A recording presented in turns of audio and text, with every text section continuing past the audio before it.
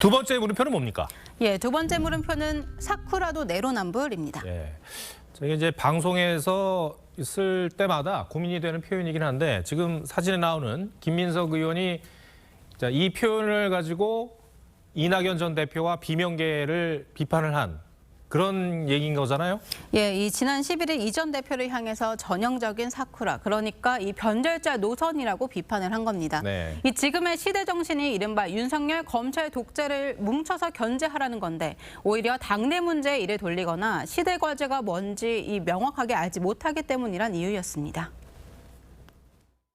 윤석열 검찰 독재의 공작 정치에 놀아나고 협력하는 사이비 야당, 즉 사쿠라 노선이 될 것입니다. 친명계와 비명계가 충돌하는 과정에서 나온 말인데 근데 하필 김민석 의원이 이 말을 해서 논란이 된 거잖아요. 예, 김민석 의원 본인도 2002년 이 대선 당시에 민주당을 탈당해 정몽준 캠프로 옮겨갔던 이력이 있습니다. 네. 이를 철새에 빗대서 김민세라는 별칭까지 붙은 바 있죠. 또 지난 4월 정책위의장 시절에는 전당대회 돈봉투 사건을 놓고 이 운동권 동지인 송영길 전 대표를 향해서 무력이 없는 사람이라며 자신이 보증한다고 해서 논란이 됐습니다.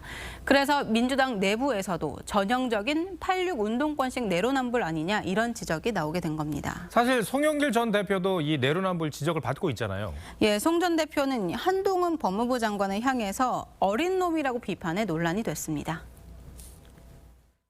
이런 건방짐이 어디가 있습니까? 이 어린이 와가지고. 이 현 야권에 이 내로남불 논란에 불을 지핀 사람은 누가 뭐래도 조국 전 장관 아니겠습니까? 예, 그래서 이 젊은 시절에 민주화를 위해 투신해서 이 정치적이든 학문적이든 성과를 이룬 사람들이 이 자신들의 논리에만 빠져서 현재 시대 정신을 제대로 읽지 못하고 있다 이런 비판을 있는데요. 최근 민주당이 공천 자격 검증 결과를 번복한 것도 비슷한 사례로 꼽힙니다. 이재명 대표의 특별 보좌관인 정의찬 특보가 이 과거 운동권 시절 고문치사 사건에 연루돼 실형을 받았지만 이 합격을 줬다가 거센 논란이 일고서야 번복한 건데 이 민주당 입장에서는 이런 운동권 관련 이슈들이 엉뚱한 방향으로 불거질 때마다 상당히 곤혹스러운 상황입니다. 네, 알겠습니다. 두 번째 물음표도 정해볼까요? 예, 두 번째 물음표 사쿠라도 내로남불의 느낌표는 꽃으로도 때리지 말라로 뽑아봤습니다.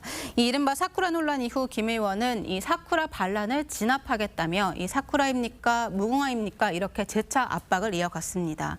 이 내로남불 비판을 받는 현실에서 굳이 벚꽃과 무궁화로 논쟁을 벌이는 이유를 제대로 이해해야 할 이 국민이 얼마나 될까 싶습니다. 네, 알겠습니다. 한성훈 기자, 잘 들었습니다.